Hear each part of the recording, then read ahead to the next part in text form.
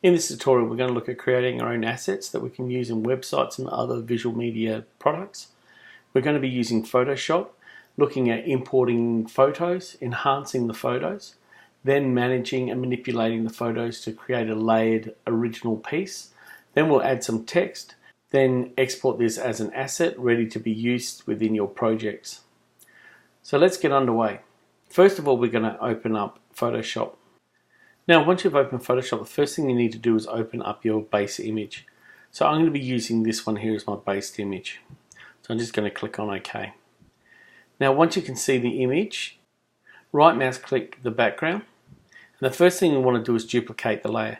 This way, we're not working with the original image and we can leave the lock on and we'll be working with a copy. But I'm going to call this one Race.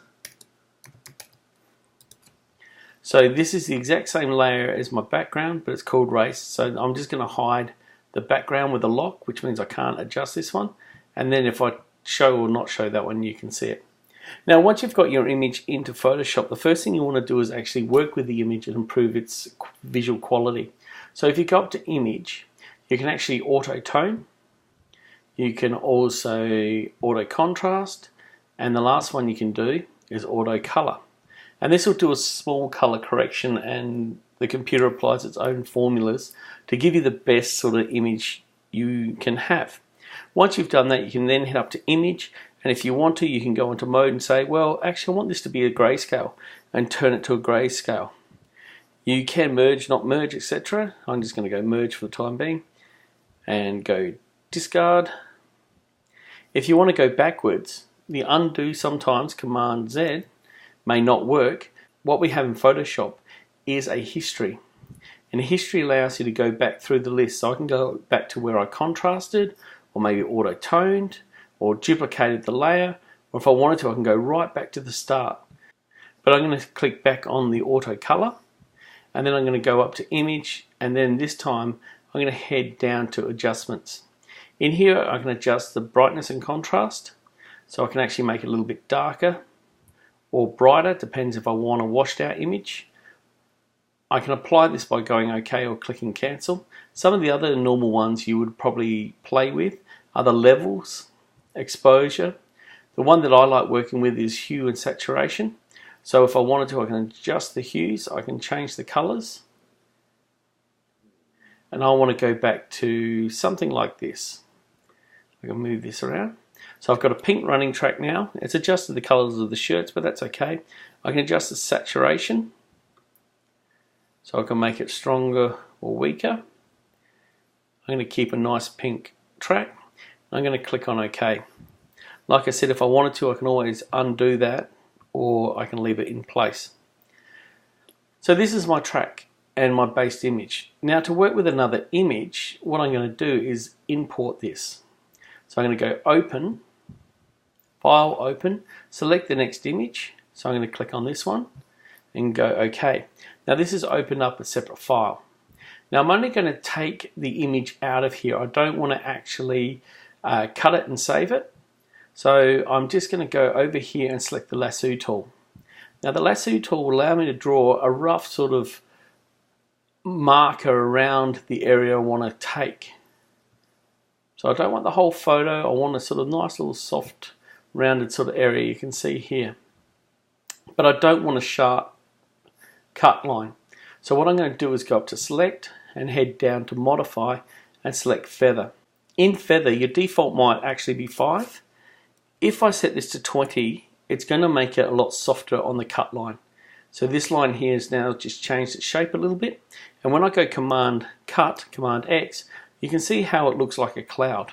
Because what it's done is actually selected it, but given it a soft edge. So when I go back to my original image and I paste that image, Command V, you can see that it's soft around the edges. Now I don't want this so strong, so what I'm going to do is in here, I'm going to go over to the fill, and I'm going to change this to 50%. Now it's become a little bit of an opaque image. I'm also going to select my Move tool, and I'm going to move it down to the bottom corner. Now if it's too big, if you go Command T, we can actually resize this image. So the Transform tool. So I can actually scale it down to what I would like.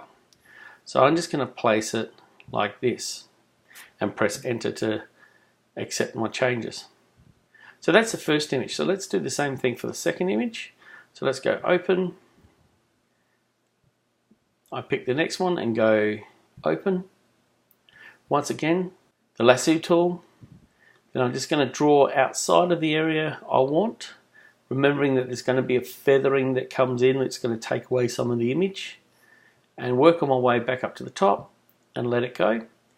Once again, apply the feathering, select, modify, feather, okay, cut that, back to the original image, paste it, opaque it with, change it from 100 to 50, Command T to resize, press enter to accept that change, select the move tool, slide it into position, and then I've just got one more image I can place in there.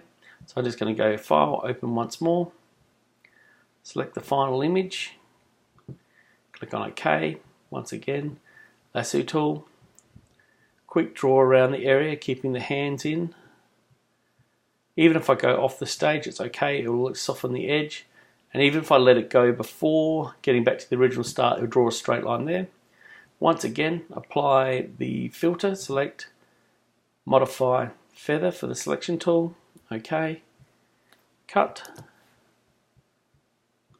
paste, change this to 50, Command T, resize. If I hold down the shift, it will hold its proportions. Move it into position, or apply those changes, remember press enter, then move it into position. And then you can actually change the layering if you want. If I want this one to be in front of the other one, I can just change the layer. Now this one comes in front of this one. So these are my images at the moment. If I want to add some titles, I can then go up and select the text tool.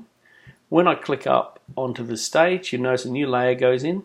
It actually has a 72-point font at the moment. I'm just going to put MFAC. I'm going to select that and go up to the color tool. Up here I can select the color I want. If I want a bright green or if I want a darker sort of green, it's up to you what you'd like. I'm going to stick with this sort of green. Click on OK. Now this is 72 point and you might actually find it's not big enough. So go Command T once more, and then you can actually stretch it up to size or whatever size you would like it. Press enter to accept it. You can then move it into position. I'm going to move it a little bit lower down to here. And now I want another word, I want sports. So I'm going to select the T tool again for text. Click again, new layer comes in. I can then write sports. I'm just going to highlight that. Give it a contrasting color of white. Click on OK. Click on the move tool. Move that down into position. So I can place that wherever I'd like. At the moment I'm going to layer it on top so you can see it. I'm not too happy with the MFAC. I think that's a little bit solid, so I'm just going to double click the layer. This opens up a new menu.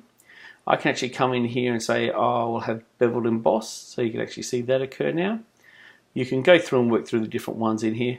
You can add a drop shadow if you like. You can add color overlays if you want those. Gradient. I'm going to have an outer glow or not. I'm going to go with the outer glow. And just, when you're happy with how it looks, you can change all the colors. You can go through all these in your own time. Click on OK. So I'm actually pretty happy with that. But what I like to do is actually put the sports and the MFAC together so it's one object. So I'm going to select the two.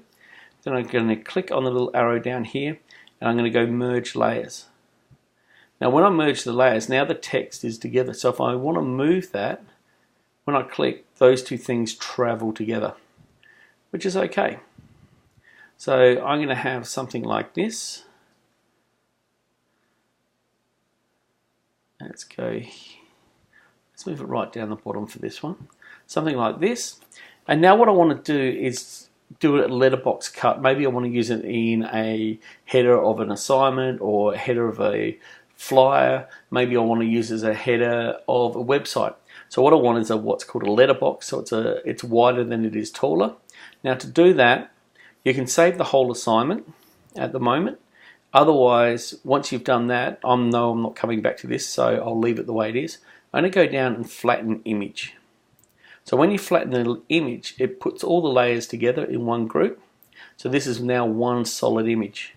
I'm then going to use the square marquee tool, and then I'm just going to draw a big square to mark this out. Then I'm going to cut this with Command X and go to File, New. Now when I start the new file, I'm going to select from my clipboard. So it's going to use the dimensions of my clipboard and go Create. And then I'm going to go Command V for paste, and there's my new title that I've just created out of the photos. So from this we can then export this ready for the internet or ready for a project. To do that, we need to go up to File and go to Export and Export As. In here we get control of the file. At the moment you can see its dimensions and also its file size. So you could actually think that at the moment being nearly 600 kilobytes is a fairly big file. So we can scale that down. Let's make it 70% of its size. It still holds its resolution, and you can zoom in on that to see that. But now it's down to 325. If you think that's still a little bit too high, change it to say 50%. It still holds its quality, but now it's down to 179 or 180 kilobytes, so it's a lot smaller than its original size. In here also, by zooming in and out, you can actually see the quality of the image. You can also change the file type it's going to go out as. I'm going to use PNG. You can also adjust the size and the width if you'd like, so it actually fits a particular container. And when you've finished working on this and looking at its file size, etc., then you can export. When you export, you can actually give it a file name and store it somewhere. So I'm just going to MFAC Sports. And now that's how you export it. So I hope you found this tutorial useful on managing assets and creating your own original content. If you did find it useful, give it a like, subscribe to my YouTube channel. Also have a look around my YouTube channel for other photoshopping tutorials and image managing tips.